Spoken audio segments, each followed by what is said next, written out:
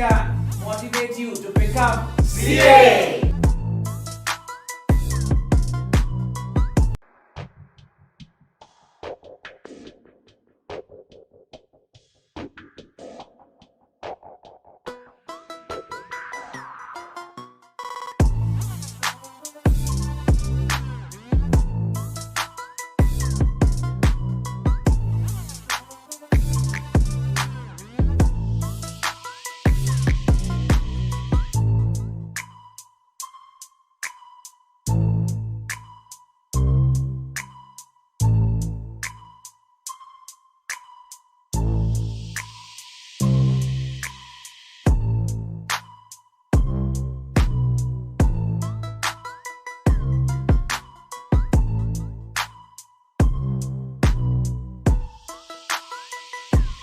Together we can motivate you to become CA.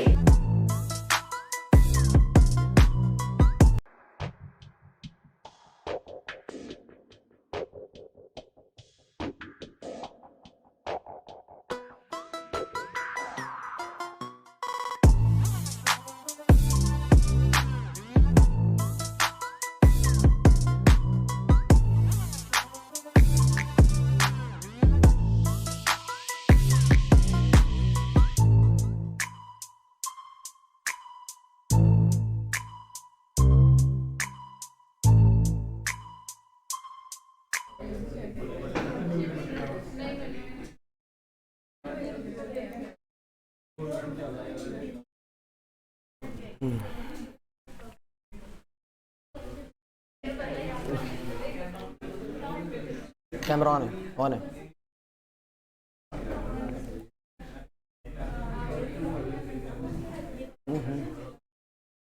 Okay. Good morning everybody. यार सुबह सुबह सब आ गए हो, ठीक है। इट्स फील गुड यार, सुबह सुबह तुम पढ़ने के लिए ईगरली आए हो, ठीक है। तो अभी तुम क्या थे, सीए फाउंडेशन करके निकले हो सब, ठीक है। तो एक प्रोफेशनल एग्जामिनेशन में एंटर कर गए हो, ठीक है। तो मेरे को पता है कि तुम एक मोटिवेशन से घर से खुद आए हो, तुम्हें सेल्फ मोटिवेटेड हो। तो I need not to motivate you first. भाई तुम सीए में हो, वेलकम टू सीए इंटर। एक ये ऐसा सब्जेक्ट है, जो ऐसा कोर्स है तुम कह सकते हो, जो you can the course will take you to the sky, the sky is a limit. ये तुम्हें सर कितनी बारी बता चुके होंगे, but it will always be two way communication. अगर मैं बात करूं कि मैं अकेला पढ़ा के तुम्हें निकल जाऊंगा और तुम्हें समझ आ जाएगा, तो समझ लो कुछ गड़बड़ी चल रही है, मतलब कुछ कहीं ना कहीं हम लैग कर रहे हैं, ठीक है। तो ऐसा नहीं होगा कि मैं पढ़ा के निकल गया और तुम्हें सब समझ आ गया, ऐसे वाला कभी भी नहीं होगा, ठीक है। तो अभी जो हमारा चलेगा, जो मैं लूंगा वो तुम्हारा लूंगा टैक्सेशन। तो टैक्सेशन में भी स्पेसिफिकली डायरेक्ट टैक्स, ठीक है। एक स्टार्टिंग में ही डर क्रिएट किया जाता है कि डायरेक्ट टैक्स कैसी चीज़ है जो समझ नहीं आने वाली। स्टार्टिंग में ही एक डर क्रिएट कर दिया जाता है, क्योंकि every year this subject changes. Finance bill आएगा, फाइनेंस एक्ट आएगा, सब्जेक्ट चेंज हो जाएगा। But I will make sure ये सब्जेक्ट तुम्हारे लिए हर क्लास इंटरेस्टिंग क्लास रहे, मतलब हम बोर ना होए, कोई आवासी ना मारे जॉन, कोई वासी ना मारे, और हम सब इंटरेक्टिव रहे। किसी को कोई प्रॉब्लम आती है, 24/7 अवेलेबिलिटी है। तुम्हें एक नंबर शेयर कर दूंगा मैं, उसमें तुम सब एडेड होगे, ठीक है। We will create a group. आपको कुछ समझ नहीं आ रहा, यू कीप ऑन पोस्टिंग, ठीक है। उसमें डालते रहो, आई विल रिवर्ट इट। मैं ऑडियो भेज दूंगा या कोई वीडियो रिकॉर्ड करके भेज दूंगा जो तुम्हारे लिए बेनिफिशियल रहेगी। Syllabus end to end cover करेंगे, ठीक है। कुछ ऐसा नहीं होगा जो हम छोड़ के चलेंगे, क्योंकि जो मेरा पास्ट एक्सपीरियंस कहता है, जो छोड़ो वो आ जाता है। मेरे साथ ऐसे हुआ है, तो छोड़ना कुछ भी नहीं है फॉर सीए, ठीक है। तो आज का जो सेशन रहेगा वो रहेगा बेसिक और इंट्रोडक्शन। तो बेसिक और इंट्रोडक्शन रहेगा वो तुम्हारे साथ इंट्रोडक्शन रहेगी, तुम्हारी इंट्रोडक्शन मेरे साथ क्या रहेगी, ठीक। हम किस तरह स्टार्ट करेंगे, किस तरह इंटरेक्ट रखेंगे। तुम कहोगे मैं तुम्हें पहले दिन ही बता दूं डायरेक्ट टेक्स्ट क्या है, इनडायरेक्ट टेक्स्ट क्या है, मेरे से एक्सपेक्ट भी ना करना। लॉजिक्स से चलेंगे, कॉन्सेप्ट से चलेंगे, बैकग्राउंड से समझेंगे क्यों किस चीज, क्यों कौन सी चीज आई और उसका क्या लॉजिक था आने का। क्यों? क्योंकि अगर हमें बैकग्राउंड क्लियर होगी तो यार तुम्हें क्रिकेट कितने लोग देखते हो? सब देखते हो? सब देखते हो? आज की डेट में क्या है, तुम पहले प्लेयर की अंडरस्टैंडिंग करते हो, प्लेयर कौन सा बैट्समैन कैसा है और उसकी वीकनेस क्या है या उसकी बैकग्राउंड क्या है, शॉर्ट पिच गेंद खेलता है कि नहीं खेलता, ठीक है, तब उसको अकॉर्डिंगली बॉलर को चेंज करते हो। अगर हमें बैकग्राउंड पता होगी ना सब्जेक्ट की, अगर बैकग्राउंड पता होगी सब्जेक्ट की, टेक्निकलिटी पता होगी सब्जेक्ट की, तो लॉ को रटना नहीं पड़ेगा, लॉ को याद नहीं करना पड़ेगा। ऐसा नहीं है कि सारा लॉ में याद करना पड़ेगा या रटना पड़ेगा, कुछ पार्ट्स होंगे जो तुम्हें याद करने पड़ेंगे, उसका कोई ऑप्शन नहीं है, बट मैक्सिमम 90% तुम्हें याद नहीं करना पड़ेगा। दैट इज प्रैक्टिस, और टैक्सेशन प्रैक्टिस है। जितनी बारी बारी उसे करते रहोगे वो उतना निखरता रहेगा, ठीक है। तो जो आज का हमारा स्टार्ट रहेगा वो रहेगा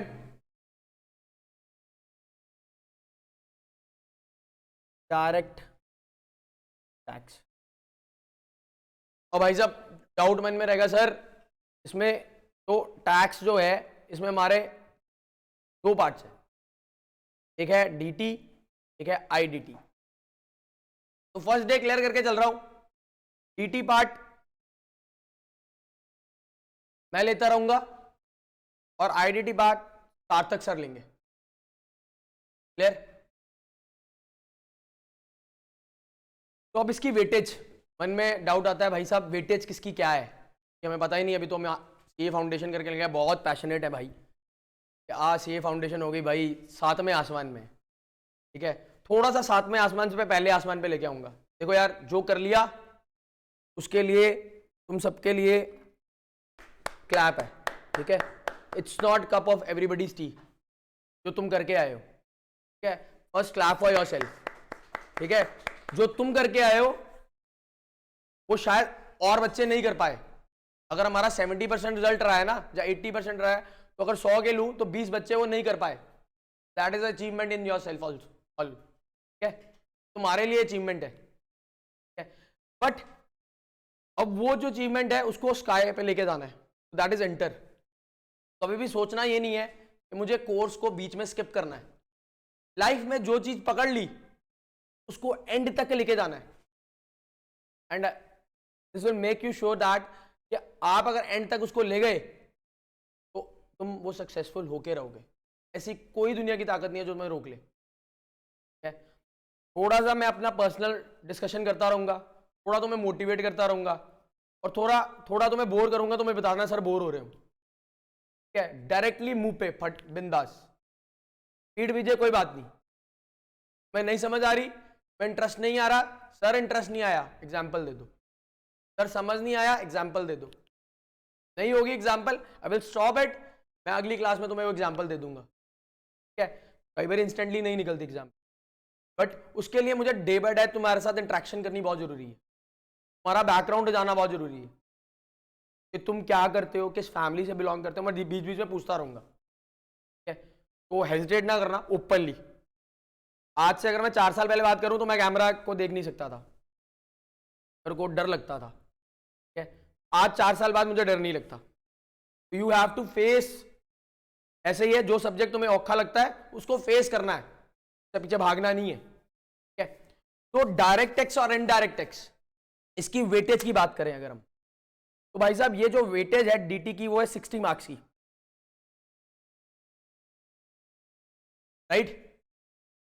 अब सर इसको लेक्चर्स कितने लगेंगे, सब कौन सी अटेम्प्ट वाले हैं भाई, सब नवंबर वाले हैं। बहुत टाइम है, बहुत टाइम है, बट टाइम ही किल करता है। जब हमारे पास बहुत टाइम होता है ना, हम क्या होते हैं, ढीले पड़ जाते हैं। तो ढीले नहीं पड़ना, जो कराया जा रहा है, जितना कराया जा रहा है, उसकी कॉन्स्टेंटली रिवीजन करनी है, ठीक है।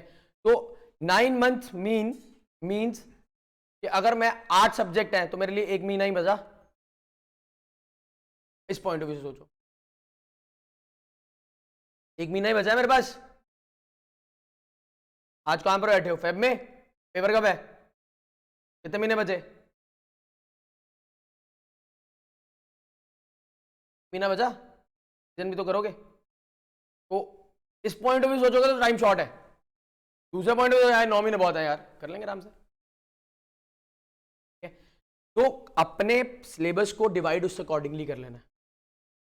जो लेक्चर में सर करा रहे हैं, जो लेक्चर में गौतम सर करा रहे हैं, जो लेक्चर में सार्थक सर करा रहे हैं, कीर्ति मैम करा रहे हैं, तो कलोनी मैम करा रहे हैं, उसको कॉन्स्टेंटली रिवाइज करते रहे। बिकॉज जब पहली बारी पढ़ोगे तो पता लगेगा है क्या यार, सब्जेक्ट है क्या, क्या कह रहा है। दूसरी बारी पढ़ोगे तो पता लगेगा यार कौन सी चीज कहां पढ़ी है, which things is are placed where, ठीक है। फिर तीसरी बारी पढ़ोगे तो समझ आएगी अच्छा यार इसका लॉजिक ये था, इस सब्जेक्ट का लॉजिक ये था। जब चौथी बारी पढ़ोगे भाई साहब ये किताब में ये गलती है, जब पंजवीं बारी उसको रिवाइज करके जाओगे ना सर, पेपर में जो लोग कहते हैं ना टाइम शॉर्टेज, टाइम मैनेजमेंट नहीं हुई,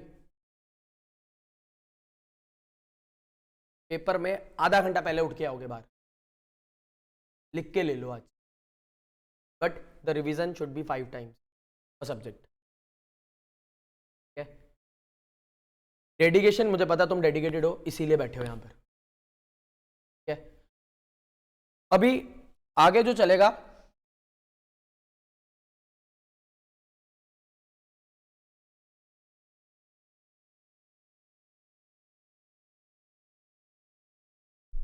इनकम टैक्स एक्ट 19 है कोई?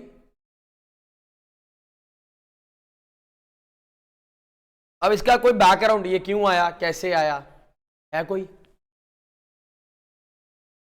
बोलो भाई साहब। तो गुड नेम वंश मेहरा, ठीक है यार। थोड़ा थोड़ा मुझे नाम याद करने में टाइम लगेगा क्योंकि तुम बहुत सारे हो, ठीक है, और मैं नाम याद करने में वीक हूँ, ठीक है, पहले ही बता रहा हूँ। तो मैं तुम्हारा बैकग्राउंड पूछते पूछते आगे बढ़ूंगा, ठीक है। तो वंश, कुछ आइडिया कि भाई इनकम टैक्स एक्ट 1961 क्यों आया, क्यों लाया गया? बिंदास बोलो यार, बेइज्जती ये ना सोचना यार अगले वाला मैं अगर कुछ गलत बोलूंगा तो मेरे को बेइज्जती हो जाएगी। होती है, हो जाए, क्लास में बेइज्जती हो जाए, होती है, हो जाए, सबको नहीं आता, किसी को भी नहीं आता, मुझे भी नहीं आता था। मेरी भी यहाँ कहीं फोटो लगी होगी साइड पे नुक्कड़ पे, मैं भी यहीं के स्टूडेंट हूँ, ठीक है। मैं 2015 का पास आउट सीए हूँ, ठीक है। तो टेंशन नहीं लेनी, मुझे भी नहीं आता था किसी टाइम पे, और आज मैं तुम्हें पढ़ा रहा हूँ। अगर मैं ना पूछता तो मैं शायद यहां तक ना पहुंचता, ठीक है। तो द थिंग इज क्यों आया, हमेशा क्वेश्चन आना चाहिए क्लास में, सर इनकम है तो क्यों है, टैक्स है तो क्यों है, 1961 है तो क्यों है, एक्ट है तो क्यों है। अगर तुम क्वेश्चन नहीं ना पूछोगे तो आंसर नहीं मिलेगा, और जो क्वेश्चन पूछेगा ना उतनी क्लैरिटी होगी। कई बार तुम देखो कई बच्चे बड़े, तुम ट्रैवल करते हो गाड़ी में, पापा ये क्या है, मम्मा ये क्या है, और कहीं डम करके बैठे रहते हैं। चॉइस इज योर्स, डम बैठना है कि पूछना है, इरिटेट करना है। भाई साहब ऐसा होना चाहिए कि अगले दिन मैं क्लास में आऊं, मुझे डर लगना चाहिए तुमसे यार, तुम ऐसा क्वेश्चन ना पूछ लो जो मेरी बैंड में जा दे, ठीक है। तो मजा उसमें आएगा, मुझे भी तैयारी करके आना पड़ेगा, और देयर में भी पॉसिबिलिटी कि मैं तुम्हें वो उससे इंस्टेंटली आंसर ना दे पाऊं, और अगर मैं गलत भी दिया होगा ना आंसर तो I will correct on the next class. ऐसा नहीं होगा कि every time I will be correct, और कई बार मैं गलत इंटेंशनली बोलूंगा तो देखूंगा कौन सुन रहा है और कौन नहीं सुन रहा, हर टाइम में सही नहीं बोलूंगा, क्लियर, ठीक है। तो अब भाई साहब इनकम टैक्स एक्ट क्यों आया, वंश मेहरा ना, तो इनकम टैक्स एक्ट क्यों आया, बोलो कोई आइडिया? चलो इनकम टैक्स आ गया भाड़ में, टैक्स क्यों आया, वो आइडिया, रेवेन्यू के लिए। रेवेन्यू क्यों चाहिए, देश चलाने के लिए, खर्चों के लिए, और बोलो।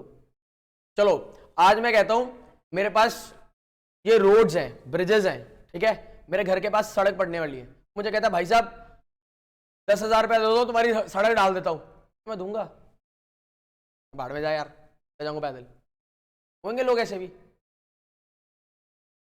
मैं तुम्हारी गली में सीवरेज नहीं डला हुआ, मैं सीवरेज डलवाने की कोशिश करता हूं, मैं सबके घर वालों को कहता हूं भाई 1,000 रुपया दे दो, कुछ बीच में ऐसे होंगे, बाकी तो दे ही रहे ना, अपने आप डल जाएगा, मेरे देने से कोई खास डलना है 1,000 में, तो क्या मैं दूंगा,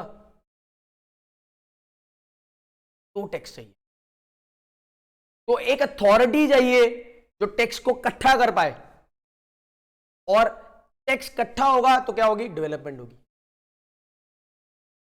हो रही है डेवलपमेंट देश में, कैसा तुम्हें क्या लग रहा है देश में डेवलपमेंट हो रही है आज की डेट में, क्या मुझे फॉरेन जाना चाहिए आज की डेट में, तुम्हारे में पंजाब में ट्रेंड है, अमृतसर में ट्रेंड है, बेसिकली अमृतसर में तो ऐसा ट्रेंड है कि भाई इमिग्रेशन इमिग्रेशन इमिग्रेशन, क्या आज मुझे फॉरेन जाना चाहिए, मेरा क्वेश्चन है, नहीं जाना चाहिए, क्यों, वी आर डेवलपिंग इकोनॉमी, हाँ लेबर क्लास में नहीं जाना चाहिए भाई, हाँ तुम इंटेलेक्ट बन के जाओ, that is something different, but अगर तुम लेबर क्लास बन के जा रहे हो, तुम I will not recommend you anybody, तुम सीए फाउंडेशन करके आए हो, तो सीए कोर्स में जा रहे हो, ये तुम्हें खुद ही रॉकेट पे चढ़ा देगा ये कोर्स, बस क्या है पकड़ के रखो, ठीक है।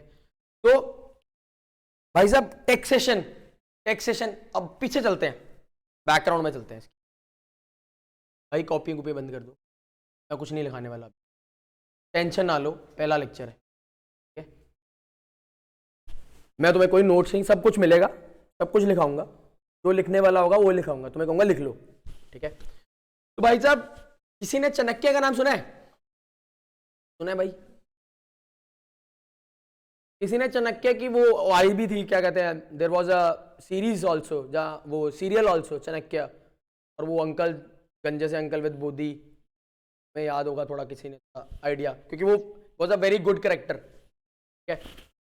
तो भाई साहब चाणक्य के टाइम की बात करता हूं मैं, जब चाणक्य थे तो उन्होंने गवर्नमेंट को, जहाँ राजा को बेनती की, सर अगर डेवलपमेंट करनी है ना, अगर डेवलपमेंट करनी है कंट्री में या सिटी में, जहाँ वेलफेयर ऑफ द पीपल करना है, तो हमें कर लगाना चाहिए, कर समझते हो ना, टैक्स, तो हमें कर लगाना चाहिए,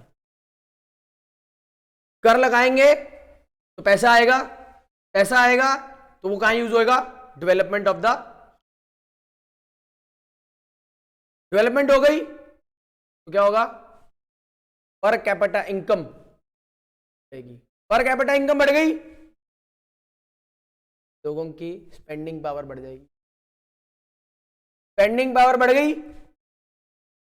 तो कंट्री डेवलपिंग स्टेज पे आ गई, जो आज हो रहा है,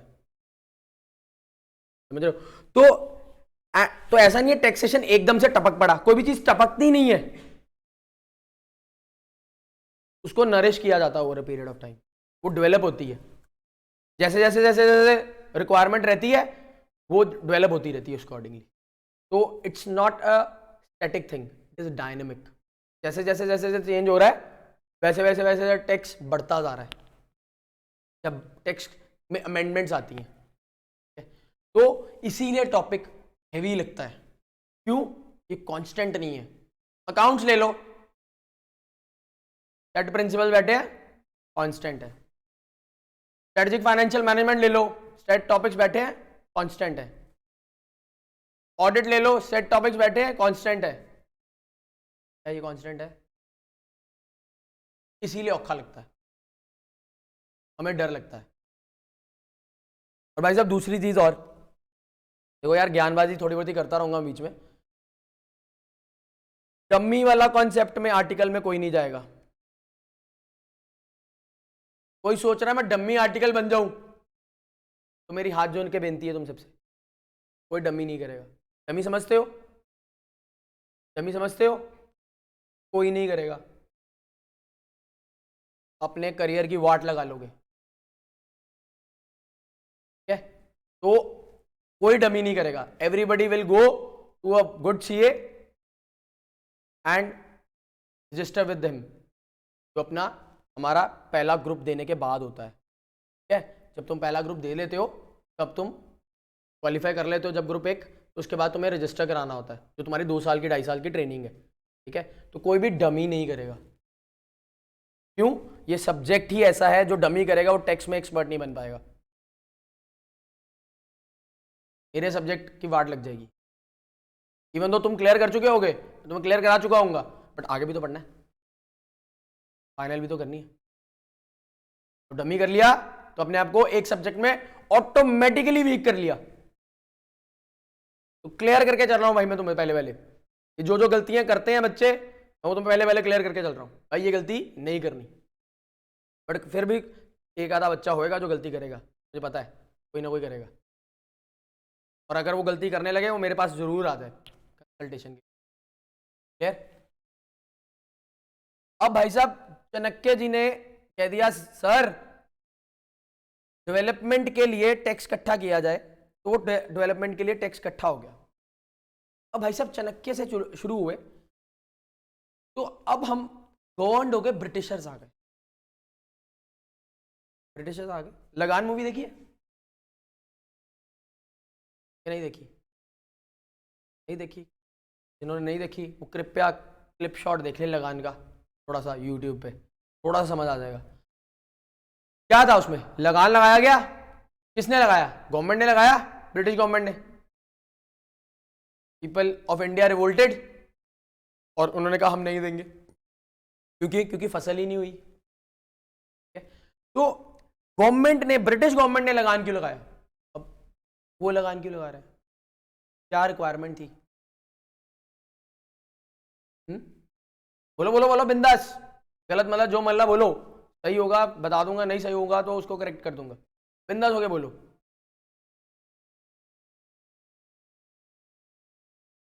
क्या डेवलपमेंट करी उनके, उन्होंने हमारी, क्योंकि पैसे चाहिए, ट्रेन शुरू की, और अपने लिए शुरू की कि हमारे लिए शुरू की?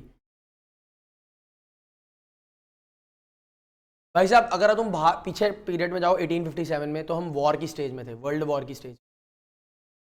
तो वर्ल्ड वॉर में क्या लगता था? पैसा। वेपन कहां से आएंगे? बिना पैसे से। तो वो ब्रिटिशर्स को पैसा चाहिए था, तो दर वन सोर्स वो कॉन्कर करते थे अलग अलग स्टेट्स या कंट्रीज, जस्ट एक्सट्रैक्ट मनी, और वो वॉर के लिए वो मनी यूज होती थी। जितना पैसा था वो कैसे ले सकते थे? तो वो टैक्स लगा के पैसा हमारे से। ठीक है, फिर जैसे जैसे और हुआ, तो ये मैं बात करूं 1857 में, बैकग्राउंड में जा रहा हूं।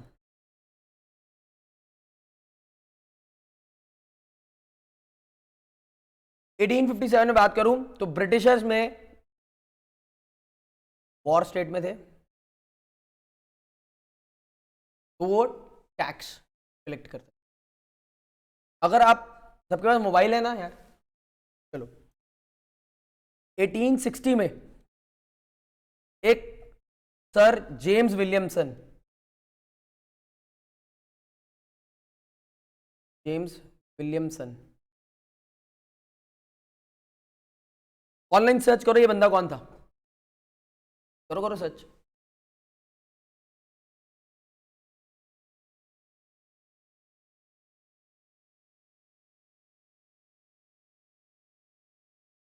Sir James Williamson.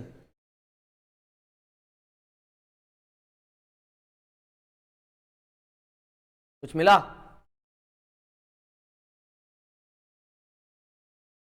इंडिया का पहला बजट प्रेजेंट किया था, फर्स्ट फाइनेंस मिनिस्टर। भाई साहब ये फर्स्ट फाइनेंस मिनिस्टर थे हमारे, जिन्होंने जिन्होंने बजट प्रेजेंट किया था। तो क्या ये टैक्सेशन आज से शुरू हुआ? क्या ये 1961 से शुरू हुआ? द आंसर इज नो, ये डेवलप हुआ ओवर अ पीरियड ऑफ। तो इन्होंने क्या किया, जब इनको पैसा रिक्वायर्ड था, छोड़ दो सारे फोन, जब इनको पैसा रिक्वायर्ड था तो इन्होंने पैसा इकट्ठा किया। क्यों? बजट के थ्रू बजट बनाया कि पैसा कैसे इकट्ठा किया जाएगा।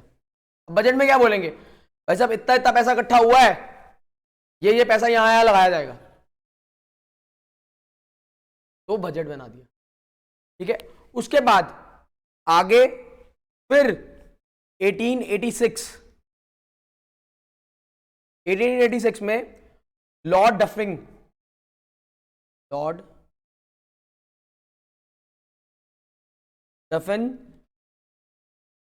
ये भाई साहब एक और आए, हर 5 साल बाद, हर साल 5 साल बाद क्या होता है, बजट। ऐसे ही जब भी ब्रिटिशर्स को पैसे की रिक्वायरमेंट होती थी तो बजट इंट्रोड्यूस कर देते या टैक्स इंट्रोड्यूस कर देते। क्यों? वॉर के लिए, क्योंकि पैसा वॉर में बहुत लगता है। लगा रशिया और यूक्रेन की वॉर में, पानी की तरह पैसा बहाया, अभी भी बह रहा है। ठीक है, तो पैसा लगता है। पैसा कहां से आएगा? तो इसके बाद क्या हो गया, इसके बाद आया हमारा एक्ट। हमारा सबसे पहले गवर्नमेंट ऑफ इंडिया एक्ट बना, गवर्नमेंट ऑफ इंडिया एक्ट 1919 में। अब ये एक्ट क्या कर रहा है, जो यहां पर ब्रिटिशर्स के पास राइट थे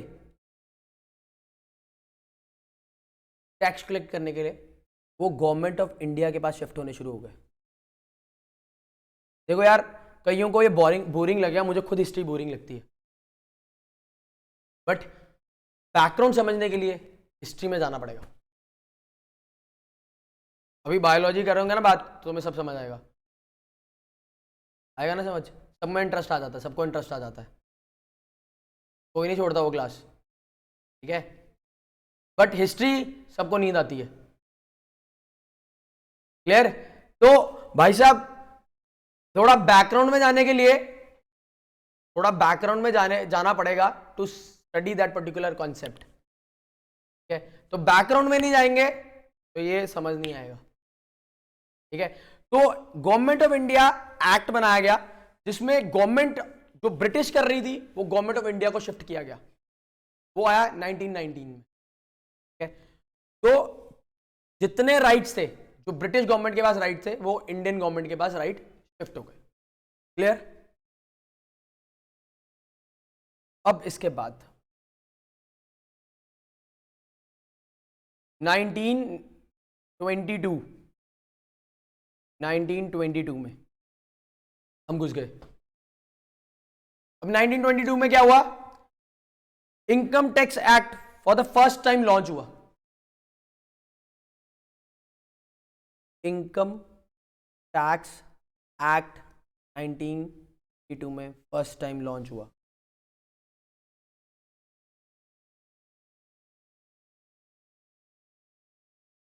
तो क्या ये इनकम टैक्स एक्ट 1961 था? ये इनकम टैक्स एक्ट 1922 था।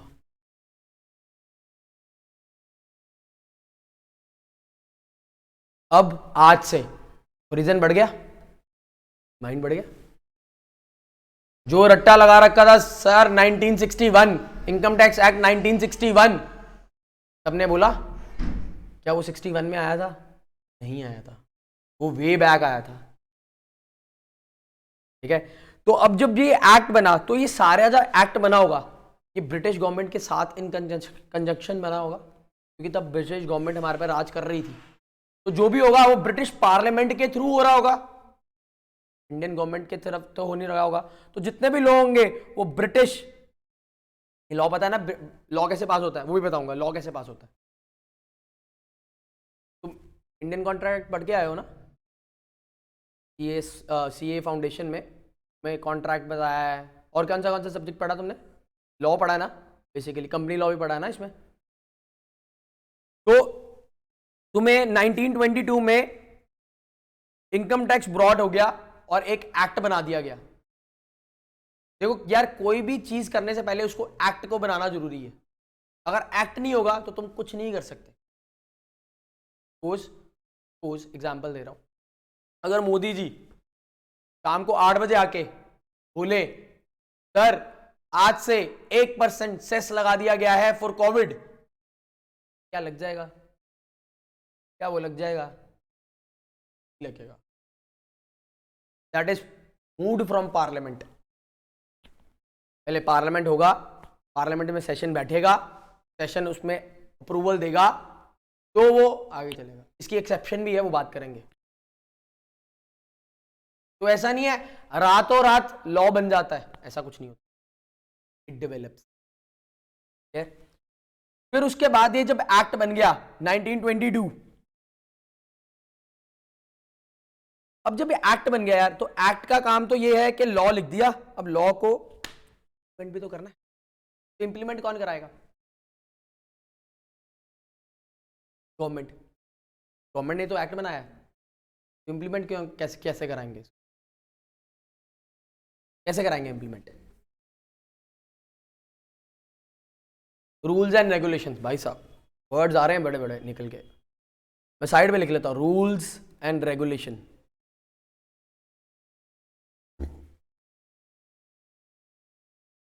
और बोलो बोलो, बिंदास बोके बोलो यार, बिंदास, जो माइंड में आ रहा है बोल दो, क्योंकि तुम्हारे फ्रेश माइंड्स।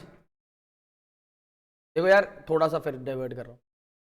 हर किसी के पास ना वो पहिया पहिया होता है, क्या? दिमाग। कोई उसको यूज करता है, कोई उसको जंग लगा लेता है। होता सबके पास उतना ही है। ये नहीं होता किसी का फेस बड़ा है तो उसके पास बड़ा होगा, ऐसा कोई कॉन्सेप्ट नहीं है। सबके पास उतना ही होता है। ठीक है, तो आपको यूटिलाइज करना है तो बहुत अच्छी बात है, आपको जंग लगा के रखना है तो लगा लो उसको जंग। तो उसको बोलो जो मन में आ रहा है ना, थॉट प्रोसेस आ रहा है, ऊपर से टपक रहे हैं ऐसे थॉट्स, तो बोलो बिंदास। क्या हो जाएगा? ज्यादा गलत हो जाएगा ना, कोई फर्क नहीं पड़ रहा। सब नल्ले हैं, मैं खुद नल्ला हूं यहां पर, सब नल्ले हैं। ठीक है, तो कोई फर्क नहीं पड़ रहा, बट माइंड क्लियर होना चाहिए। थॉट आ रहा है, मैं उसको करेक्ट या इनकरेक्ट, या करेक्ट होगा जो करेक्ट कर देंगे, इनकरेक्ट होगा तो कह देंगे भाई ये इनकरेक्ट है, बट मेरा थॉट क्लियर हो गया। नहीं तो कोनी मार के पूछोगे यार क्या बोला, समझ नहीं आया। ठीक है, तो ये चलता है भाई, मैं भी इसी बेंचेस में बैठ के निकला हूं। ठीक है, तो ये चलता है। अगर स्ट्रेस लेके पढ़ोगे तो स्ट्रेस लगेगा भाई, और अगर मजे में पढ़ोगे तो मजा रहेगा, क्लास का मजा आएगा। तो अब भाई साहब, जब भी कोई एक्ट बनता है ना, उसकी इंप्लीमेंटेशन करानी जरूरी है। जब इंप्लीमेंटेशन कराने के लिए ना, तो अगर गवर्नमेंट ही इंप्लीमेंटेशन कराएगी, मैं कहता हूं गवर्नमेंट ही करा रही है, बट गवर्नमेंट में भी तो बॉडी बनेगी ना, गवर्नमेंट में भी तो बॉडी बनेगी, इसलिए गवर्नमेंट तो कुछ नहीं कर पाएगी। तो गवर्नमेंट ने एक सेंट्रल बोर्ड बना दिया, गठन किया किस चीज का? Central board. सेंट्रल बोर्ड क्या है? जो रेवेन्यू कलेक्ट करेगा, जो उसको अथॉरिटी दे दी भाई आपको रेवेन्यू कलेक्ट करना है, आपको क्लैरिफिकेशंस देनी है, आपको थॉट देना है कि क्या थॉट है टैक्सेशन का, क्या प्रोसेस है टैक्सेशन का, वो डिफाइन करना है। तो आप यहां पर क्या हो गया, 1924 में, 1924 में क्या हो गया? An independent body was made name central board of revenue. क्या एक independent body they the, body was made central board of revenue.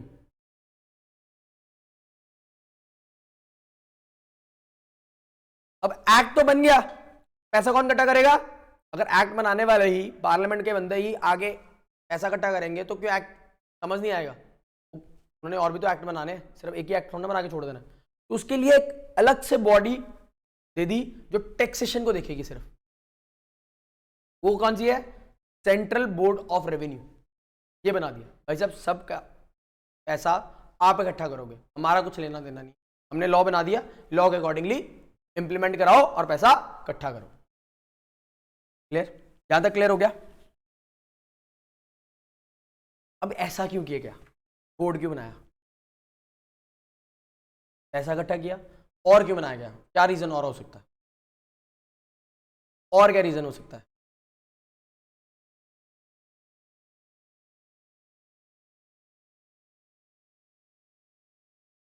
अलग कमेटी बना दी, हैंडल करी जो, क्यों अलग कमेटी बनाई? कुछ नहीं, सब कुछ कर सकते। वन ऑफ द लॉजिक दूंगा, 5 साल बाद सरकार बदलती है, अगर वही इंप्लीमेंटर होगा और वही लॉ बनाने वाला होगा, प्रॉब्लम नहीं क्रिएट हो जाएगी? गलतियां निकालेंगे, भाई साहब ये लॉ गलत था, ये बॉडी अलग से बनानी पड़ी। भाई साहब 5 साल बाद बॉडी थोड़ा चेंज हो जाएगी, बॉडी तो वही रहेगी। लॉजिकल? इंडिपेंडेंट बॉडी इसलिए बनती है, हर गवर्नमेंट डिपार्टमेंट में इंडिपेंडेंट बॉडी इसलिए बनती है, क्यों? 5 साल बाद तो कौन चेंज हो जाएगी, जो सरकार होगी चेंज होगी, देयर पॉसिबिलिटी, हर टाइम मोदी नहीं ना हो सकता।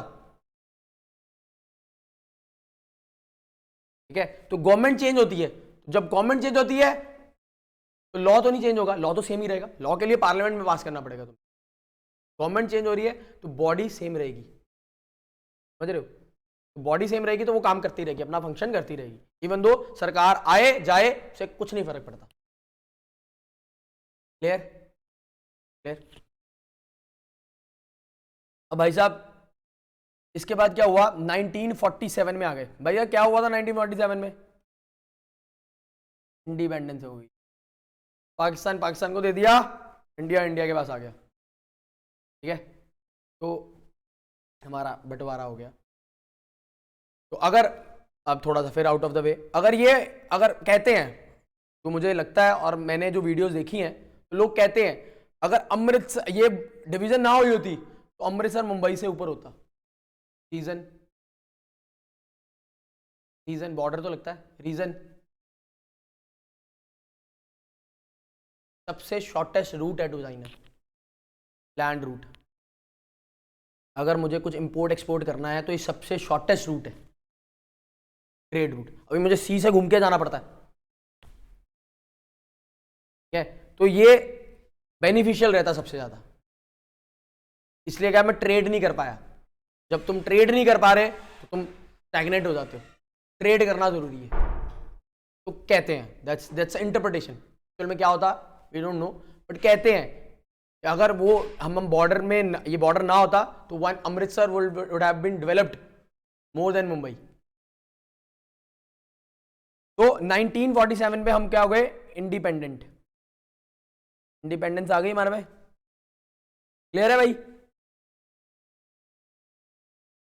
अब क्या हुआ, अब पहुंचे हम 1961 में। 1961 अब यहां पर क्या हुआ, जब हम अलग अलग हुए, इंडिपेंडेंट हो गए, तो इनकम टैक्स एक्ट 1961 दिया गया। क्यों दिया गया? क्योंकि जब भी कुछ लॉ को देखना पड़ता था तो ब्रिटिश पार्लियामेंट एक्ट के अकॉर्डिंगली देखना पड़ता था, तो फिजिबल नहीं हो रहा था वो। क्यों? अब हम इंडिपेंडेंट थे, तो मैं एक इंडिपेंडेंट एक्ट चाहिए था, तो इसको एक्ट को 1992 वाले एक्ट को अमेंड करके 1961 इनकम टैक्स एक्ट 19 बनाया गया। मारने की जरूरत थी रट्टा? क्या कुछ मैंने तुम्हें रटवाया?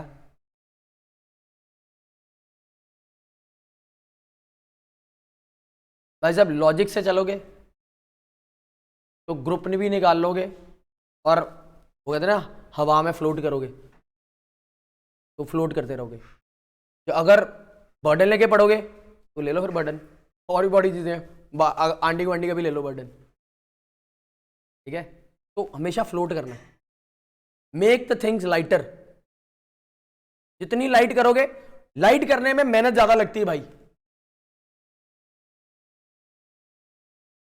में फ्लोट करना ना तो उसमें मेहनत ज्यादा लगेगी तुम, बट वो वन टाइम मेहनत होगी, पूरी लाइफ टाइम काम आएगी। क्लियर? तो डेडिकेटेडली लगे रहो, बिंदास होके। 5 साल तुम्हारा बनवास है, अब लगे रहो, बनवास काटते रहो, और 5 साल के बाद अपने आप को देखना ऑल टुगेदर चेंज। तो इनकम टैक्स एक्ट 1961 आ गया। अब ये इनकम टैक्स एक्ट जो 1961 आ गया, ये इसका लॉजिक क्या था, क्योंकि मेरा ब्रिटिश पार्लियामेंट लग रहा था, तो ब्रिटिश पार्लियामेंट जब लग रहा था तो मैं ब्रिटिश के अकॉर्डिंग तो चल नहीं रहा था, तो अमेंडमेंट तो ब्रिटिशर तो निकाल दिया हमने बाहर। और मैं उससे पूछने थोड़ा जाऊंगा भाई, कि पार्लियामेंट से थोड़ा पूछने जाऊंगा, मेरे को अपनी पार्लियामेंट आ गई, इंडियन पार्लियामेंट आ गई, तो इंडियन पार्लियामेंट जब आ गई तो मैं उसके अकॉर्डिंगली चलूंगा। 1961 एक्ट 1922 वाला अमेंड होके 1961 बन। अब यहां पर मेरा एक और क्वेश्चन, ये तुम्हारे लिए क्वेश्चन है, देखो कौन कौन सर्च करके आता है। हम इनकम टैक्स एक्ट 1961 कहते हैं, बट इनकम टैक्स रूल्स 1962 कहते हैं, क्यों?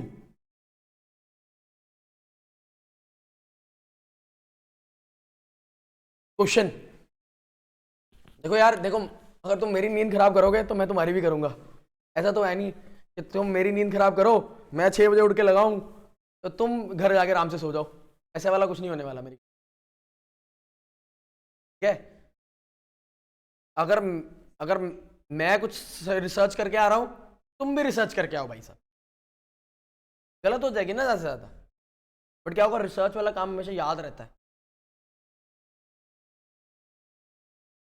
तो ये मेरा क्वेश्चन है तुमसे, बताऊंगा, जब बताऊंगा ना तब कहोगे सर मजा आ गया, मगर उसको टाइम लगेगा, तो मेरे 1 2 3 लेक्चर लगेंगे, क्योंकि बैकग्राउंड क्रिएट करनी पड़ेगी ना उसकी। तो इसमें कुछ टेक्निकल इश्यूज थे, 1922 में कुछ टेक्निकल इश्यूज थे जो मुझे 1961 बनाना पड़ा। क्लियर? अब जब इनकम टैक्स रूल्स में यहां थोड़ा छोड़ रहा हूं 1962 वाला, ये तुम करोगे थोड़ा सा कुछ बताओगे तो उसके बाद मैं चलूंगा, ठीक है?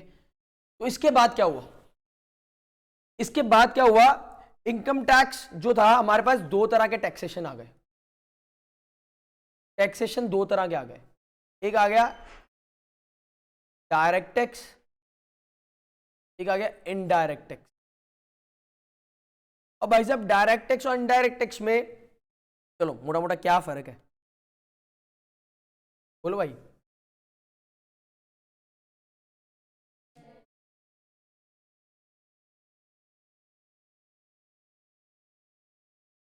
डायरेक्टली क्या, जो मैं इनकम अर्न करूंगा उस पर जो टैक्स लगेगा वो कौन सा है? जो मैं कमोडिटी खरीदता हूं उस पर जो टैक्स लगता है वो कौन सा है? तो अभी मैं इसकी डेप्थ में नहीं जा रहा, बट मैं अभी तुम्हें थोड़ा सा और बता रहा हूं कि हम ये सब्जेक्ट अलग अलग क्यों है और क्यों अलग अलग लोग पढ़ा रहे हैं इसको, लॉजिक क्या है इसके बीच। पढ़ाने को मैं तुम्हें जीएसटी भी पढ़ा था, बट बात नहीं बनती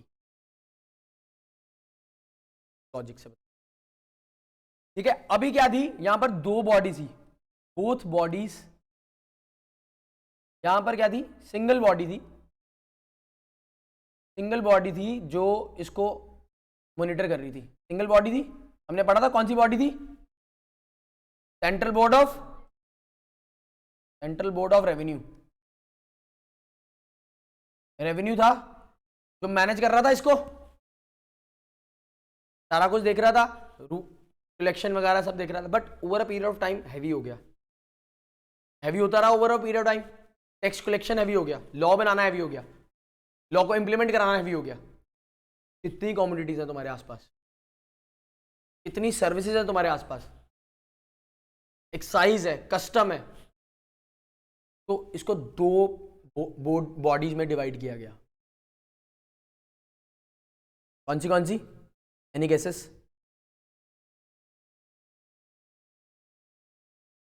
any guesses? Income tax department, और बोलो बिंदास यार, सीबीडीटी, बैंग ऑन, और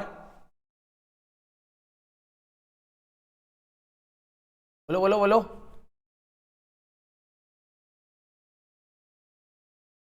CBEC, central board of excise and custom. इसका नाम चेंज हो गया आज की डेट में, ये खत्म हो गया, इसका नाम चेंज हो गया, जानबूझ के लगाया पिछले वाला बताने के लिए। अभी इसका नाम क्या है? Cases CBIC, central board of indirect taxes and customs. क्यों? एक्साइज खत्म हो गया। इसके आने के बाद, GST आने के बाद एक्साइज का काम खत्म हो गया। तो अभी जब ये अलग अलग डिपार्टमेंट्स हैं, अलग अलग बॉडीज हैं जो इसको हैंडल कर रही हैं, टीचर भी तो अलग अलग चाहिए। क्यों? टेम्परामेंट अलग अलग है सब्जेक्ट का, दोनों अलग अलग कॉन्सेप्ट पे फॉलो करते हैं। इसीलिए GST सार्थक सर पढ़ाएंगे और डायरेक्ट टैक्स में मैंने अपना नाम बताया क्या तुम्हें?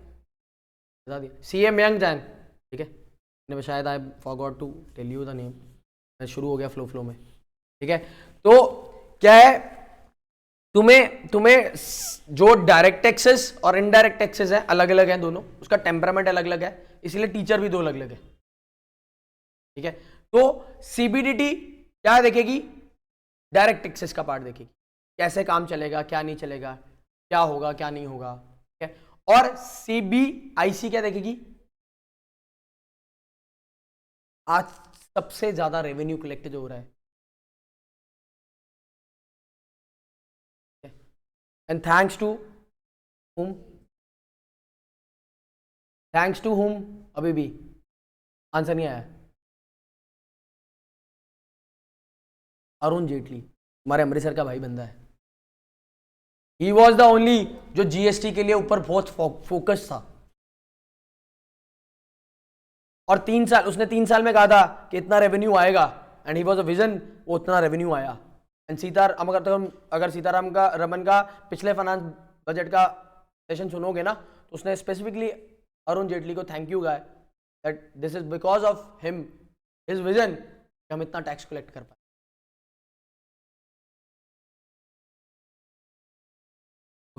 कोई तरन तारन से ये अमृतसर से तरन तारन वाली बेल्ट पे गया कभी? रोड पे गया कोई? कभी रोड देखी है कितनी अच्छी है? क्या तुमने एक्सपेक्ट की थी कभी रोड इतनी अच्छी? जिस स्पीड से फ्लाईओवर बन रहे हैं, तुम्हें आज 1 घंटा लगता है जलंधर, 1.5 घंटा लगता है जलंधर पहुंचने के लिए। जिस दिन फ्लाईओवर बन जाएंगे, क्या तुम्हें घंटा लगेगा? डोंट थिंक सो, 45 मिनट से ऊपर लगेगा। तुम पे कर रहे हो यार,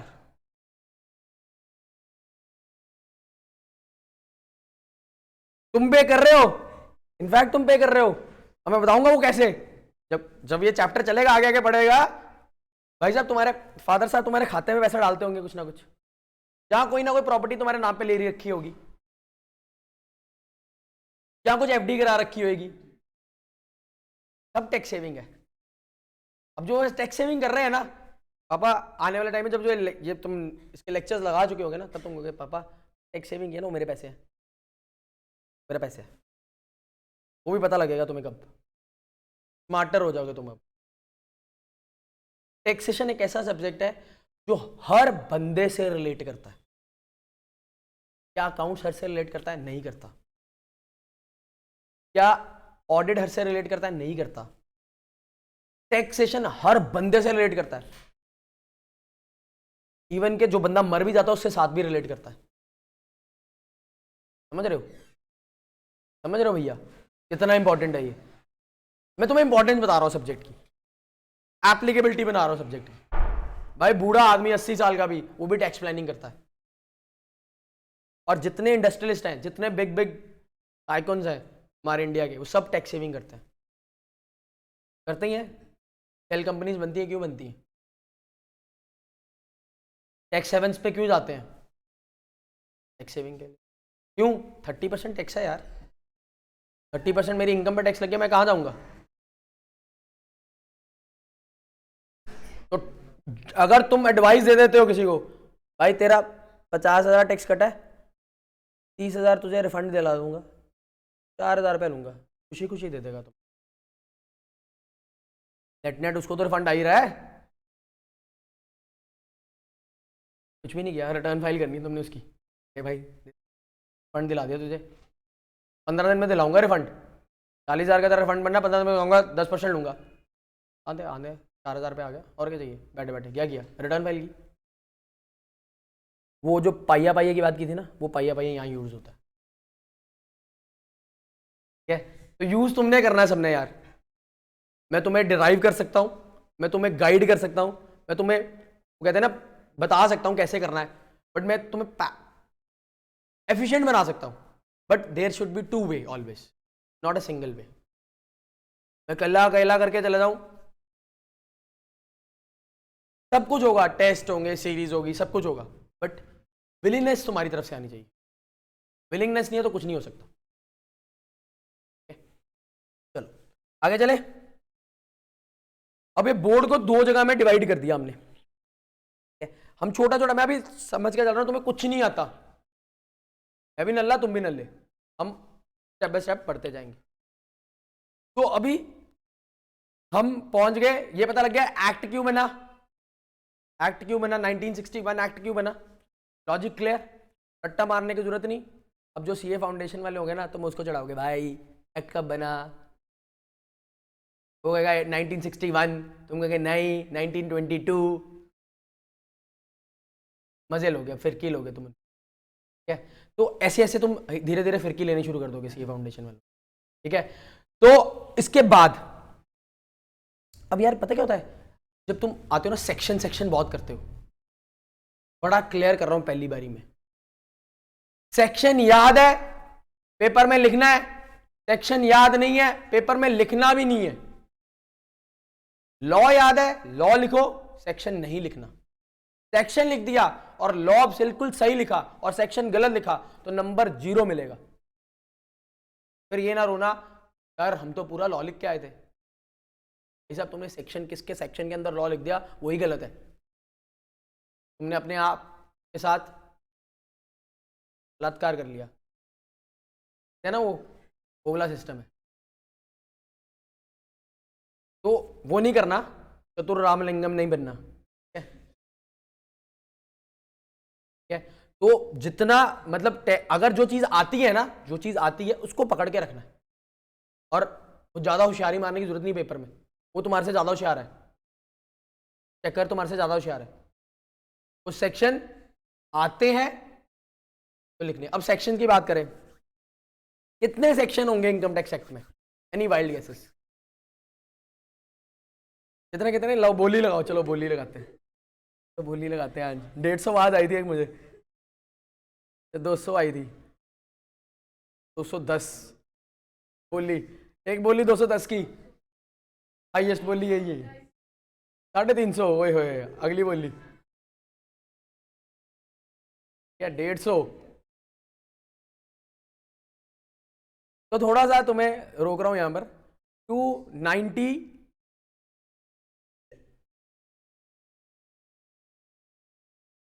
वो नियरेस्ट वाला जीत गया ना, कौन था नियरेस्ट वाला? 350। तो 298 सेक्शंस है भाई साहब। क्या हमें सारे, अभी मैं सारे नहीं कर, बट ये सेक्शंस क्या है, इसमें एक सब सेक्शंस भी होते हैं। जैसे सेक्शन 80 है तो इसका सेक्शन 80C, 80CCD, 80CCA ऐसे सेक्शंस है। 80U तो ये एक सेक्शन काउंट होता है 80। तो 80 के अंदर 50 सेक्शन होंगे, तो उसको मिला के 700 कुछ सेक्शन बनते हैं। ठीक है, तो हम क्या सारे करेंगे? हम मेन टॉपिक्स करेंगे, that is around about 16 topics करेंगे।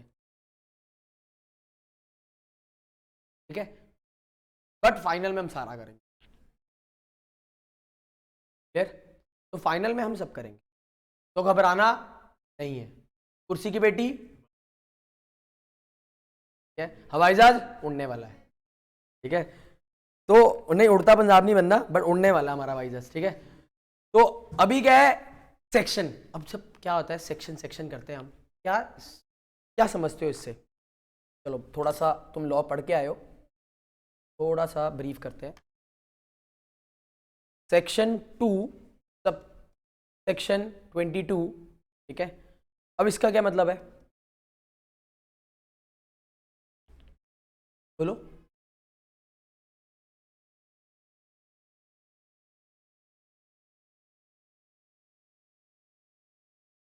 चलो, section, sub section, clause, sub clause.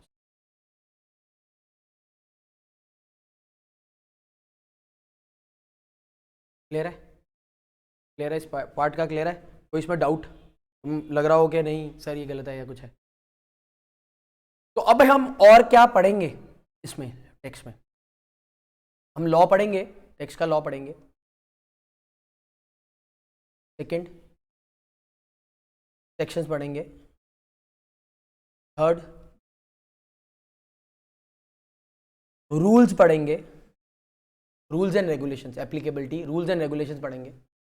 और अमेंडमेंट पढ़ेंगे, और नोटिफिकेशंस पढ़ेंगे। एप्लीकेशन को तुम इसको थोड़ा सिस्टमेटिक वर्ड दे दिया, नोटिफिकेशंस क्या होती हैं अभी डिस्कस करेंगे। फिर और बोलो बोलो, सर्कुलर, ये सब हमारा पार्ट है। हम सिर्फ लॉ पढ़ के आगे निकल जाते हैं, ये सब पढ़ना है तो इनकम टैक्स कंप्लीट होता है। तुम्हें पता है, तुम कोई सीए के ऑफिस में जाते हो तो पीछे पीछे रद्दी सी लगी होती है, बुक्स लगी होती हैं ऐसे, एक्ट 1 2 3 4 5 लगा होता है ना, वॉल्यूम 1 2 3 4 5। वो उसमें भरपूर मिट्टी जमी होती है, जब बहुत ही शाइन कर रही होती है, रोज सफाई हो रही होती है, तो क्या है, वॉल्यूम्स है। सोचा उसके बारे में क्या चीज़ है, क्यों रखी है? इंप्रेशन जमाने के लिए ना, इंप्रेशन जमाने के लिए। तो ऐसा नहीं है यार, वो इंप्रेशन जमाने के लिए है। देखो यार, जब मैं भी नया नया बना था ना, जब मैं नया नया सीए बना ना, तो बड़ा चौड़ में था, बड़ा चौड़ में था। मैं सीए बनाऊँ यार, मेहनत करके बनाऊँ, कोई छोटी मोटी बात है? तो भाई साहब हम इंटरव्यू देने चले गए, अपनी हड्ड बीती कहते बतानी जरूरी होती है। तो हम इंटरव्यू देने चले गए, इंटरव्यू बिग फोर जाएंगे जी, सपना है बिग फोर में जाएंगे, तख्त लौंडा है आएगा बिग फोर। तो हम चले गए वहां पर बिग फोर में इंटरव्यू देने चले गए। भाई साहब ने पूछा ये शेड्यूल निकाल, ये बुक पकड़ा, ये शेड्यूल निकालना। लग गया पेज 4 लो, कभी खोला ही नहीं, घंटा पता होगा कि शेड्यूल कहाँ है, तो कभी खोला ही नहीं उस चीज़ को मैंने कभी। उसके बाद सेक्शन इंडेक्स चेक करना शुरू कर दिया। चलो कहता छोड़ो, भाई साहब ने एक केस लॉ लिख दिया मेरे सामने, Chandrakant versus state of India, year 2017, AIR 30th। कहता इसका ये बुक, ये केस को निकाल के दिखा दे, बुक में से निकाल के दिखाता है, निकालना ही है ना, मैं तो कौन सा कह रहा हूँ इंटरप्रेट करके बताओ, निकाल के दिखा। भाई साहब गुम,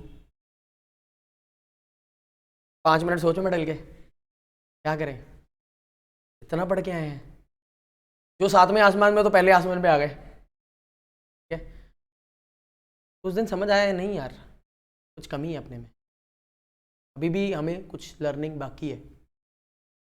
भाई साहब ने पूछा पैकेज क्या लोगे, और में कैलकुलेशन पहले ही हमारे माइंड में, यार इतना इतना लग गया है, इतना इतना लग चुका है, ये कोचिंग ली 1.5 लाख रुपया लग गया, टोटल इतना लग गया, ठीक है सर 50,000 पर मंथ मिनिमम।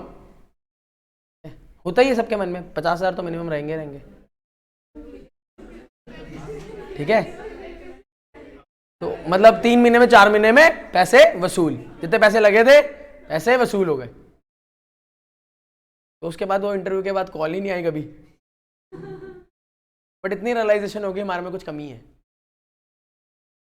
तो अपने आप को रियलाइजेशन करना बहुत जरूरी है कि हमारे में कुछ कमी है। अगर कोई कह रहा है ना कि हमारे में कोई कमी नहीं है, that means he is not realizing it. जब कोई कमी होती है ना, उसके लिए हम डबल मेहनत मारते हैं, और वो मारनी जरूरी है।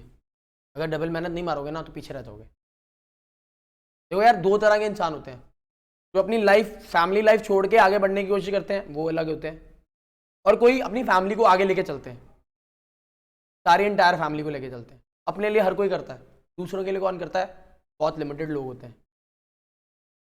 तो इतने काबिल बनो कि सिर्फ अपने लिए ना करो, जो तुम्हारे साथ जुड़े हैं ना लोग, उनको भी काबिल बना दो। ठीक है? तो मैं इस थ्योरी को फॉलो करता हूँ।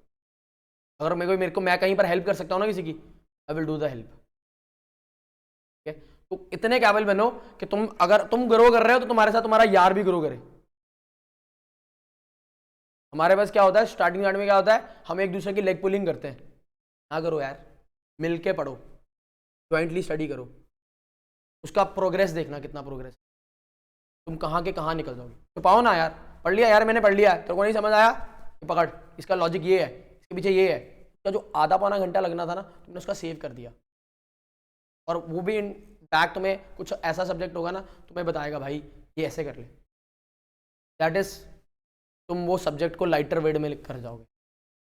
तो ग्रुप स्टडी इसीलिए कहते हैं इंपॉर्टेंट होती है, बट हम ग्रुप स्टडी को कहीं और ही ले जाते हैं। ग्रुप स्टडी ग्रुप डिस्कशन बन जाती है। भाई साहब उसने कपड़े कौन से डाले थे, उसने जूते कौन से डाले थे, वो बाइक कौन सी लेके आया था। भाई ये सब मटेरियलिस्टिक थिंग्स हैं, छोड़ दो अभी थोड़ी देर, 5 साल छोड़ दो, सब मिलेगा जिंदगी में, सब आएगा, सब मिलेगा तुम्हें। But thing is, keep calm, keep grounded yourself, सब चीजें आएंगी। ठीक है? तो अब सही 50,000 रुपये लेना था ना पैकेज, यहाँ वापस आ रहे हैं, 50,000 रुपये लेना था। तो भाई साहब अब तो रिसर्च तो करना, बेइज्जती होगी। अब ये क्या कह रहा है, कहता है ये इसका मतलब है ये जो केस सेटल हुआ है ये 2017 का केस है। AIR क्या है?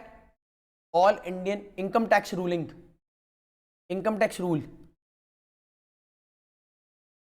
इनकम टैक्स रूल जो रूल की किताब है, रूल्स की किताब है, उसमें 30th केस है ये जो सेटल हुआ। तो आप 2017 का वॉल्यूम उठाओगे, बुक उठाओगे, रूल बुक जो है, एक इनकम टैक्स लॉ है, लॉ अलग चलता है, रूल बुक अलग चलती है। रूल क्या बताती है कि आपको इनकम टैक्स जो लॉ है उसको इंप्लीमेंट कैसे करना है, तो वो रूल बुक ये बताती है। मतलब ITR है तो ITR फाइल कैसे करनी है, अगर कोई उसमें फॉर्म लगना है तो फॉर्म कौन सा लगना है, वो रूल बुक बताती है।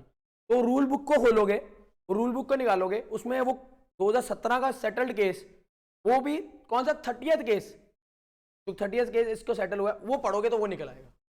ये तो आई डोंट थिंक सो ये तुम्हारी किसी क्लास में बताया अभी तक। प्रैक्टिकल है भाई, सब्जेक्ट ही प्रैक्टिकल है, क्या करें।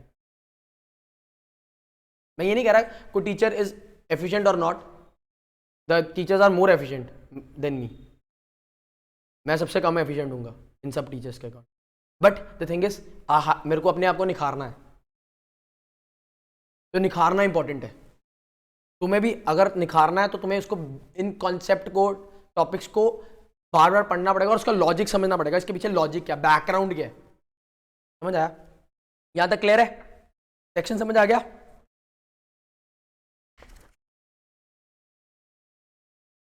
अब हम करेंगे अभी हम काम हो जाता है, हमने कुछ भी नहीं किया यार। अभी तो हम इनकम टैक्स के पता लगा हमें इनकम टैक्स है क्या, इनकम टैक्स एक्ट 1961 यहां पहुंचे। अब हम एक एक वर्ड को तोड़ेंगे। भाई साहब 4-5 लेक्चर इसी में निकल जाएंगे, ये वर्ड्स को तोड़ने में, एग्जैक्टली तोड़ने में। अब बात करेंगे एक्ट की।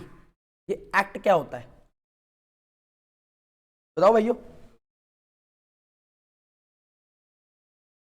एक्ट हो जाता है, एक्ट क्या, एक्ट में क्या लिखा जाता है? लॉ लिखा जाता है कि क्या लॉ रहेगा। टैक्स कलेक्ट करना है तो कितना टैक्स कलेक्ट करना है, क्या टैक्स कलेक्ट करना है, और रूल्स में क्या फर्क है फिर?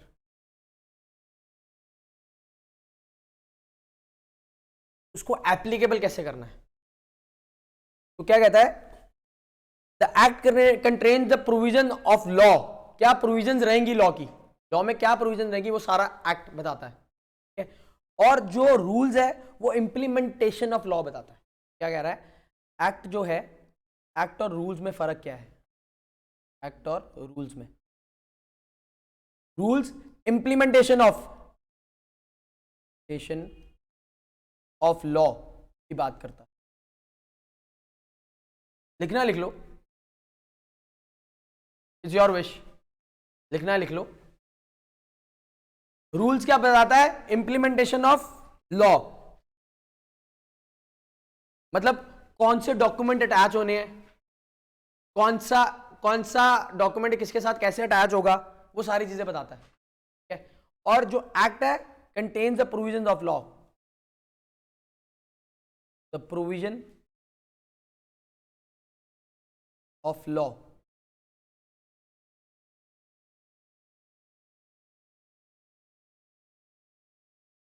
मतलब ये रेट्स तुम्हें डिफाइन करेगा, तुम्हें लॉ का डिफाइन करेगा, क्या लॉ लगेगा, कैसे लगेगा, ठीक है? इंप्लीमेंटेशन के लिए रूल्स आ जाते हैं।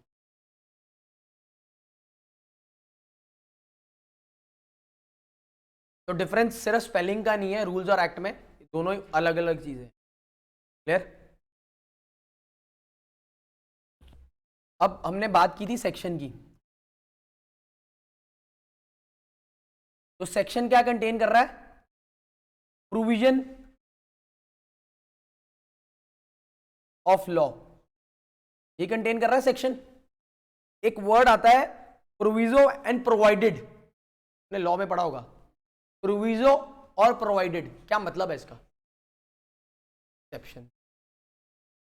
जितना भी वो लॉ लिखा ऊपर ना, साथ एंड में लिखा प्रोविजो और प्रोवाइडेड, इसका मतलब क्या है? एक्सेप्शन टू किसको? वो ऊपर जो लॉ है इसके एक्सेप्शंस ये हैं।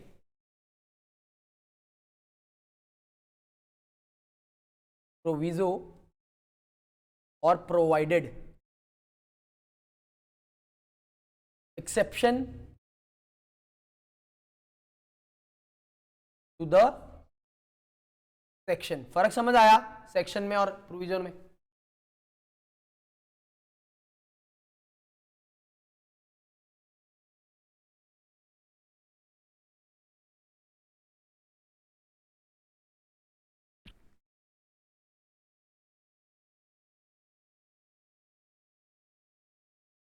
हाउ द लॉ वर्क्स, बनता कैसे भाई साहब?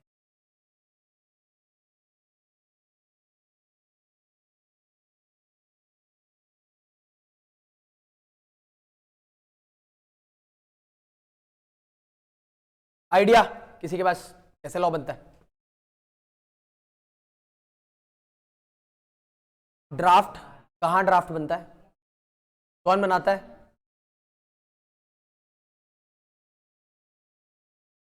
बताओ बताओ। चलो चलो चलो चलो चलो, कोई बात नहीं। मैं अभी अभी रिसेंटली शादी अटेंड करके आया हूँ अपने कज़न की, तो चलो वहीं से उठाते हैं एग्जाम्पल। क्या शादी एक दिन में डिसाइड हो जाती है? बहुत काम होते हैं, किसी की अलग राय होती है, किसी की अलग राय होती है, किसी की कुछ राय होती है। तो क्या होता है, बहुत ग्रुप डिस्कशंस होती हैं, बड़े आके बैठते हैं, फिर बड़े में से जिसकी शादी है उसके उसको बुलाया जाता है, भाई साहब ये पॉइंट्स हैं करने वाले, ठीक है? तो वो धीरे धीरे धीरे धीरे करके over a period of develop होती है। उसको फाइनलाइज कौन करता है? बड़े फाइनलाइज करते हैं कि बाद में भाई ये सेट है। फिर उसमें से कोई बुआ या चाची निकल के आती है, ये फंक्शन रह गया, ये भी कर लो, ठीक है? तो एक वो जीजा होता है जो नाराज हो जाता है, उसको भी हैप्पी करना पड़ता है, ठीक है? तो मतलब, तो लॉ भी इस तरह का ही है यार, लॉ भी ऐसे ही बनता है, किसी को खुश करना पड़ता है, किसी को रिक्वायरमेंट पूरी करनी पड़ती है किसी की, तो लॉ की डेवलपमेंट होती है। तो अब लॉ बनता कैसे है, तो हम करेंगे 3 पार्ट में divide.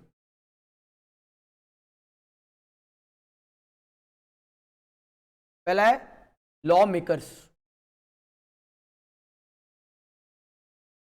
And second is implementation,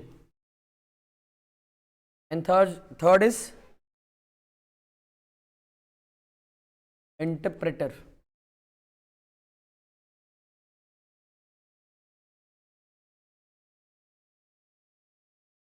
law maker, implementation and interpreter. अब लॉ कौन बनाएगा? Ministry of law and justice.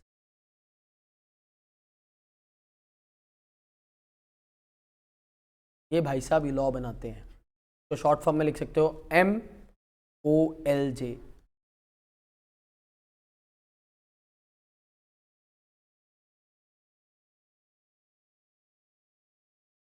अब ये क्या है, जो मिनिस्ट्री ऑफ लॉ है, क्या ये एक ही तरह का लॉ बनाती है, सिर्फ इनकम टैक्स बनाती है? नहीं, ये हर तरह का लॉ बनाती है. तो मिनिस्ट्री क्या करती है, अलग अलग डिपार्टमेंट्स को, जब मिनिस्ट्री ऑफ फाइनेंस है तो उसको बताएगी फाइनेंस का लॉ बना. मिनिस्ट्री ऑफ लेबर है तो मिनिस्ट्री ऑफ लेबर को कहेगी लेबर का लॉ बना. फिर जैसे जैसे मिनिस्ट्रीज रहेंगी वैसे वैसे. तो जो लॉ बनेगा हमारा, ये जो मिनिस्ट्री को आगे डेलीगेट किया जाएगा.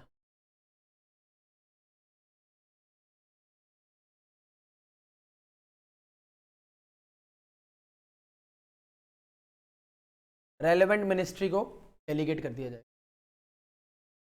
जो भी, अभी ऐसा तो है नहीं एक ही लॉ है, अलग अलग लॉ है, तो अलग अलग मिनिस्ट्रीज को डेलीगेट कर दिया जाएगा.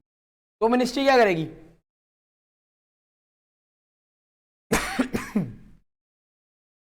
एक बिल बनाएगी, जहां एक कमेटी का गठन करेगी. वो कमेटी क्या करेगी, एक ड्राफ्ट बनाएगी.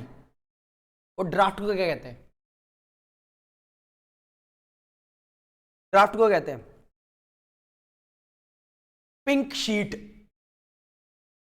ये ब्रिटिश का टाइम से चलता आ रहा है, तो उनसे ही हमने अडॉप्ट किया इस चीज को. एक बिल बनता है जिसको हम कहते हैं pink sheet.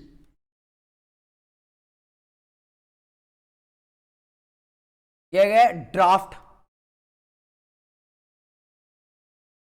Of written law. अब ये फाइनल नहीं हुआ, ये ड्राफ्टेड है, मैंने ड्राफ्ट करके रख लिया है, अभी इसको फाइनलाइज करना है. ठीक है, तो क्या कहते हैं, ये ड्राफ्ट कर लिया भाई, ये इवेंट रहेंगे. अगर मैं शादी की बात करूं, ये 6 इवेंट रहेंगे, ड्राफ्ट कर लिए. इसमें यार ऐसी लाइटिंग रहेगी, इसमें डीजे फ्लोर ऐसे रहेगा, गाना ये रहेगा, फलाना ये रहेगा, ऐसे ऐसे एंट्री होगी, ये होगा, सब ड्राफ्ट करके रख लिया. फाइनल कौन करेगा, बड़े लोग, चाचा ताया सब आ जाएंगे, बैठ जाएंगे. तो ऐसे ही जब ये फाइनल करना है तो ये ड्राफ्ट क्या जाएगा, जो इंडस्ट्री को ये रेलेवेंट है. तब ये जैसे टैक्सेशन की बात करूं तो हम सीएस से रेलेवेंट है, सीएस के साथ रेलेवेंट है. जो कॉर्पोरेट बड़े बड़े सीईओज हैं, सीएफओज हैं, उनको एक ड्राफ्ट भेजा जाएगा, भाई देखो ये तुम्हारी एप्लीकेबिलिटी सही हो रही है, क्या ये ड्राफ्ट सिंक कर रहा है इंडस्ट्री के साथ, क्या ये इंडस्ट्री को डेवलप कराएगा कि नहीं कराएगा. तो हम उनको ड्राफ्ट भेज देते हैं, तो रेलेवेंट इंडस्ट्री को ये ड्राफ्ट चले जाता है.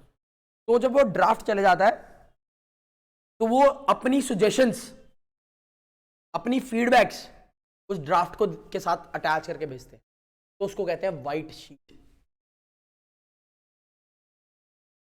तो जो ड्राफ्ट आता है तो वो ड्राफ्ट सजेशंस को सबको प्रिपेयर करके एक व्हाइट शीट प्रिपेयर करी जाती है. जो ये व्हाइट शीट है तो ड्राफ्ट बिल कहते हैं हम. ये ड्राफ्ट बिल जाता है पार्लियामेंट. पार्लियामेंट में तुम्हें पता है सेशन. जो व्हाइट शीट है, ये पिंक शीट कन्वर्ट हो गई व्हाइट शीट में. इसमें क्या है, सब सजेशंस आएंगी सब. तो हर बंदा यहां पर सजेशन देगा, भाई मेरी ये सजेशन है, मेरी ये सजेशन है, ये करना चाहिए, ये करना चाहिए. तो वो सजेशंस पार्ट बन जाएंगी. जैसे ही इसके ऊपर डिस्कशन होगी, अब देखो यार, 2 तरह से एक्ट पास बनता है. दो तरह से होता है एक्ट. एक तो पार्लियामेंट में सेशन के टाइम पास हो गया, और एक कैसे होता है अगर सेशन में पार्लियामेंट नहीं, प्रेसिडेंट पास करता है ऑर्डिनेंस के।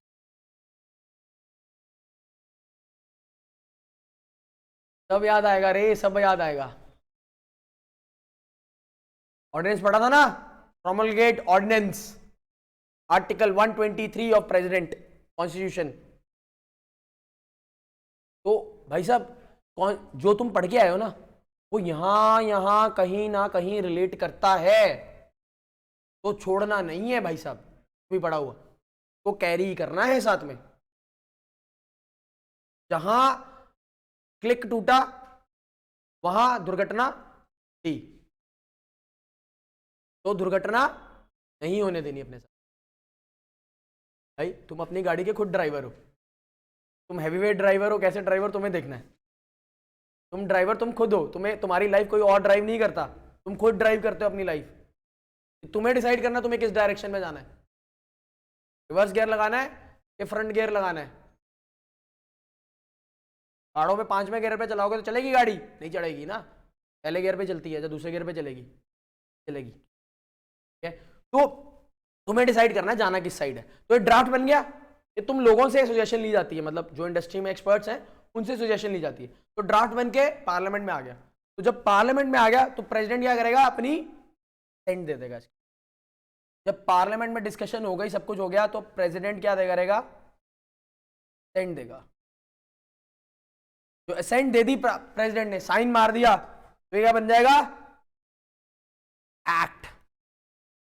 तो इनकम टैक्स एक्ट 1961 एक्ट कहां से बना, ऐसे बना। इंपॉर्टेंट था लेक्चर, इंपॉर्टेंट था स्टार्टिंग से, नहीं था? ठीक है भाई, तो आपको स्टार्टिंग से पढ़ना जरूरी था वो चीज को। ठीक है, तो एक्ट आया कहां से, एक्ट क्यों बनता है, क्या लॉजिक है उसके पीछे, वो क्लियर हो गया। थोड़ा सा इररेलेवेंट है बट वो कॉन्सेप्ट क्लैरिटी करता है, तो उसको पढ़ाना जरूरी था। ठीक है, तो आगे इंप्लीमेंटेशन, हमने बात करी इंप्लीमेंटेशन की।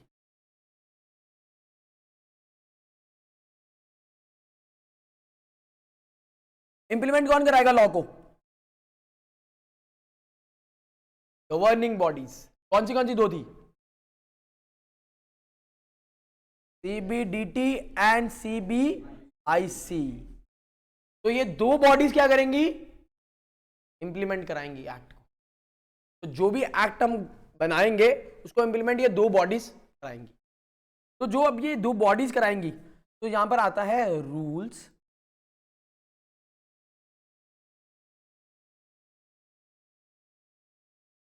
नोटिफिकेशंस,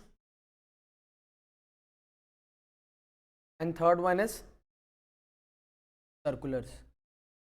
अब ये क्या बला है, रूल्स से जो हमें समझ आ गए, एक्ट बनाया, उसके साथ एक रूल की किताब है, वो रूल डिफाइन करती है कि तुम्हें क्या क्या क्या क्या कैसे कैसे करना है।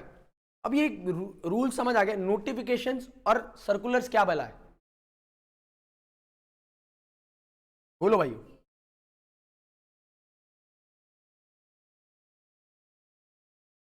बोलो। अच्छा यार, फेसबुक कौन कौन चलाता है,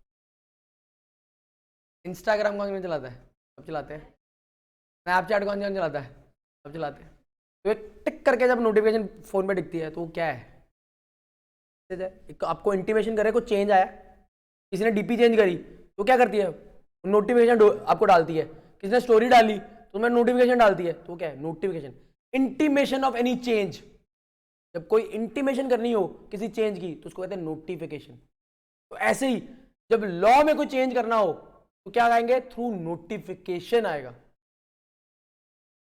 ठीक है कुछ। अब ये नोटिफिकेशन कैसे, अब सपोज करो आधार मैंडेटरी है के लिए, आधार कार्ड मैंडेटरी है। अब कोई एनआरआई आता है, सब हमारे भाई लोग बाहर वाले हैं, सब 5-5 साल बाहर लगा के आए हैं। एनआरआई आता है, वो एनआरआई इंडिया में आके कोई इनकम कमाता है तो आधार तो मैंडेटरी है, बट एनआरआई को तो आधार है ही नहीं, आधार क्या वो रिटर्न फाइल ना करे? आधार इनकम टैक्स ने मैंडेटरी कर दिया भाई, अगर आपको रिटर्न फाइल करनी है तो आपको आधार लिंक करना है इनकम टैक्स की रिटर्न फाइल करने के लिए। जब नॉन रेजिडेंट कोई आया, उसने कुछ इनकम अर्न करी इंडिया में, ठीक है, तो अब इनकम अर्न करी तो उसके बाद तो आधार है ही नहीं, तो इसका मतलब क्या है, वो रिटर्न फाइल ना करे। अब एक बड़े भाई साहब हमारे आएंगे, मैं इन बड़े भाई साहब का हमेशा जिक्र करता रहूंगा। ये क्या है? एओ। एओ कौन होता है? Assessing officer. ये अब क्या भला है, जब आप कोई काम नहीं करते as per income tax act, तो ये बंदा भाई साहब आपके पास आ जाता है, भाई साहब रिटर्न भरो, तुमने रिटर्न नहीं भरी, रिटर्न भरोगे तो टैक्स आएगा, टैक्स आएगा तो गवर्नमेंट चलेगी, तुम ब्रीच कर रहे हो। तो जब ये बंदा आएगा तो अब ये जो मैडम बाहर से आई थी, मैडम बाहर से आई थी, ये मैडम ने एनआरआई थी, ये इसने इनकम अर्न करी इंडिया में आके, तो इसको इसके पास तो आधार है ही नहीं, आधार तो है नहीं इसके पास, तो रिटर्न फाइल ही नहीं कर सकती है। ये एओ के पास आएगी, सर सर तो आधार ही नहीं है तो रिटर्न ही नहीं फाइल कर सकती, मतलब मुझे तो रिटर्न करने के लिए, क्योंकि आपने मैंडेटरी कर रखा है आधार और मैं तो एनआरआई हूं, मेरे पास आधार कहां से आएगा? तो नोटिफिकेशन के थ्रू अमेंडमेंट डाली गई भाई साहब, सेक्शन 139 ए कहता है, इनकम टैक्स एक्ट का कहता है कुछ लोगों को आधार मैंडेटरी नहीं है। लॉ बना दिया गया, देखो लॉ बना दिया, आधार लगेगा जी। अब जब इंप्लीमेंटेशन हुई उसकी तो पता लगा ये यार कॉम्प्लेक्सिटी है, जब कॉम्प्लेक्सिटी आई तो नोटिफिकेशन कि भाई साहब जो एनआरआई है के लिए आधार जरूरी, तो आधार लिंक करना आपकी इनकम टैक्स रिटर्न भरने के लिए जरूरी। ऐसे ही जो सीनियर सिटीजन है, सुपर सीनियर सिटीजन अबव 80, उसको आधार की रिक्वायरमेंट नहीं है, लॉ ने अमेंड किया, क्योंकि आधार अब वो 80 यार जाने वाले भाई साहब, जाने वाले हैं, उसको आधार वो कहाँ करने जाएगा भाई? आधार के लिए फोटो कराएगा, सुविधा सेंटर में जाएगा, घर तो उसके बाद बनने आएगा नहीं आधार, तो सुविधा सेंटर में जाएगा आधार कराने, कॉम्प्लेक्सिटी है ना उसके लिए, अगला बेचारा बेड पे है, प्रॉब्लम है, तो उसके लिए ऐसे ऐसे 3-4 एक्सेप्शंस और हैं जो वो नोटिफिकेशन के थ्रू अमेंड की गई। जब रिटर्न हमने उनकी फाइल करी उन लोगों की, तो हमें वो चैलेंजेस फेस हुए, तो सरकार ने क्या किया, नोटिफिकेशन लाई। तो नोटिफिकेशन क्या है? एक तरह से लॉ को में चेंजेस जो लाए गए, तो क्या नोटिफिकेशन प्रिवेल करेगी over the law? The answer is yes. Important question, objective type में आता है, नोटिफिकेशन प्रिवेल करेगी ओवर द लॉ। क्यों? वो क्लैरिफिकेशन के लिए वो चेंज लाया गया लॉ में, क्योंकि इंप्लीमेंटेशन सही नहीं हो रही थी लॉ की। क्या ये इंटरनल डॉक्यूमेंट है? नहीं, ये सबके लिए एप्लीकेबल है, सब एसएससीज के लिए एप्लीकेबल है, सब रिटर्न फाइलर्स के लिए एप्लीकेबल है। तो नोटिफिकेशन समझ आ गया क्या है? कुछ भी चेंज लाएंगे तो नोटिफिकेशन। अब अगला पॉइंट है सर्कुलर। अब ये क्या भला है?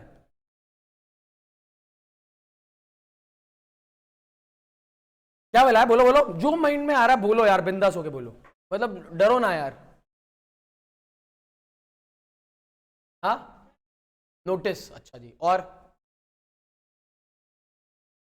सबको सबको जाता है, क्या जाता है? नोटिस। अब एक थॉट लगाओ, एओ है, असेसिंग ऑफिसर है, एक मुंबई में बैठा है, एक पंजाब में बैठा है, एक दिल्ली में बैठा है। अब सॉरी, पहले ये एग्जांपल लिख देता हूँ। ये एक क्या है? ग्लास, ग्लास टाइप लग रहा है? नहीं लग रहा। ये क्या है? पानी टाइप लग रहा है? ये क्या है? कुछ भी हो सकता है, कोई एटम बोल रहा है, कोई पत्थर बोलेगा, कोई कुछ भी बोलेगा। तो there is a possibility of variation. तुम उसको इंटरप्रेट अलग अलग चीज तरह से कर रहे हो। कोई इसको पत्थर कह रहा है, कोई इसको पानी कह रहा है, कोई इसको ग्लास कह रहा है, कोई इसको वेसल कह रहा है। तो वो हमको क्लैरिफाई करना बहुत जरूरी है कि क्या कहना क्या चाहते हो, कहना क्या चाहते हो भैया। तो वो कई बार क्या होता है यार, ह्यूमंस के साथ डील कर रहे हैं ना हम, तो एओ क्या है, एक ह्यूमन है, तो हर किसी का थॉट प्रोसेस अलग हो सकता है ना। तो जहां पर कंफ्यूजन क्रिएट होगी डिपार्टमेंट के अंदर ही, हमारे अगर सपोज करो यार, मेरे को एक पेट की बीमारी है, पेट में मेरी प्रॉब्लम है, मैं एक डॉक्टर के पास जाता हूँ, वो मुझे कुछ रिकमेंड करता है, मैं दूसरे डॉक्टर के पास जाता हूँ, वो मुझे कुछ और रिकमेंड करता है, मैं तीसरे के पास जाता हूँ, वो कुछ और ही बोल देता है, तो क्या मेरे डॉक्टर के ऊपर फेथ रहेगा? मेरा फेथ ही उठ जाएगा। मगर अगर सब एक ही चीज बोलेंगे तो मतलब ये क्या भाई सही है, तो क्या होगा, फेथ उठ जाएगा। ऐसे ही डिपार्टमेंट अपनी क्लैरिफिकेशन के लिए जो लॉ बना के सब लोग ऐसे उसको सही इंटरप्रेट करें, जो एओज हैं सब लॉ सब एक तरह से इंटरप्रेट करें, सर्कुलर्स निकालते, सर्कुलर क्लैरिफाई करते हैं कि एक्ट कैसे इंप्लीमेंट होगा। फिर तो क्या सर्कुलर इंटरनल डिपार्टमेंट्स के लिए है? Answer is yes. क्या सर्कुलर बाइंडिंग है एसएससी के ऊपर? मैंने रिटर्न फाइल करी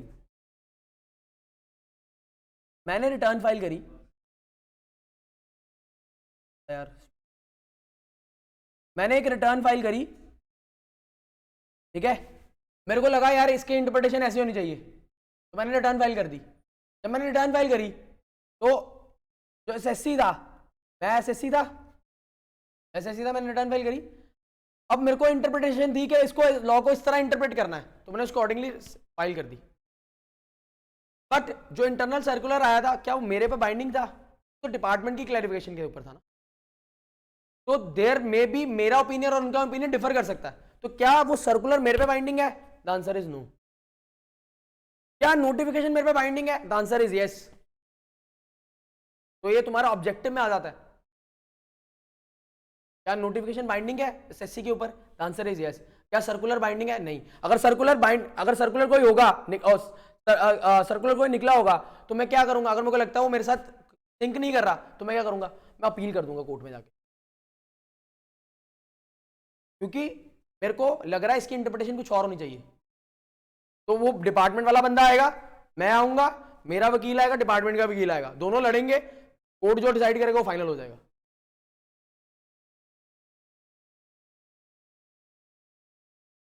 तो अभी हमें क्या पढ़ना है? Income tax law, income tax rules, income tax notifications, income tax और पंजमा जितनी अमेंडमेंट्स आएंगी सब पढ़ेंगे। अब हमने थर्ड पॉइंट जो लिखा था वो था interpreter.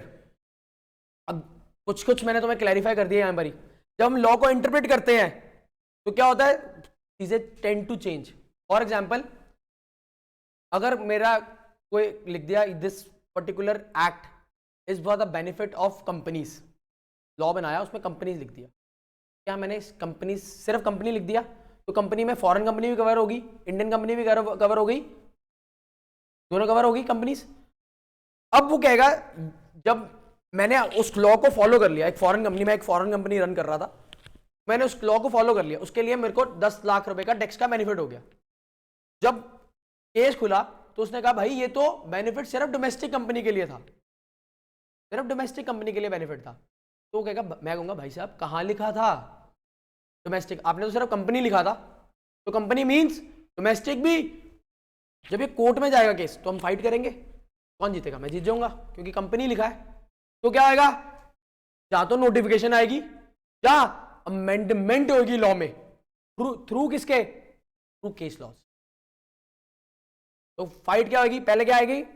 Income tax appellate tribunal, income tax appellate tribunal. पहले जब केस जाएगा, एओ जाएगा केस लेके, जब मैं जाऊंगा केस लेके, तो इनकम टैक्स एपेलेट ट्रिब्यूनल एक अथॉरिटी है जो इनकम टैक्स के मैटर्स को ही सुपरवाइज करेगी, ठीक है।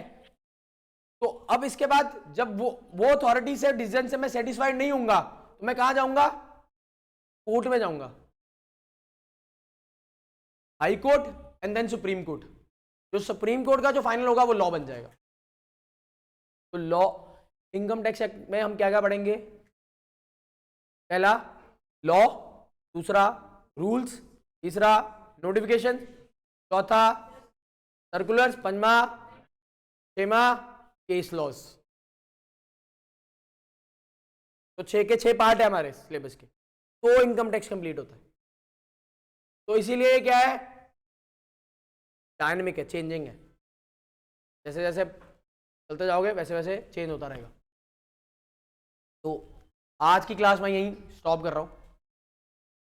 मैं एक्सपेक्ट कर रहा हूं कि तुम्हें समझ आई है, मज़ा भी आया होगा और बोरिंग नहीं लगी होगी। मुझे किसी की आवाज़ नहीं नज़र आई, मुझे लग रहा है कि बोरिंग नहीं लगी होगी। ठीक है, तो जो मैंने तुम्हें एक क्वेश्चन दिया था, इनकम टैक्स एक्ट और इनकम टैक्स रूल्स में ईयर का डिफरेंस क्या है, वो सब करके आएंगे, सोच के आएंगे। गलत भी हो सकता है और सही भी हो सकता है।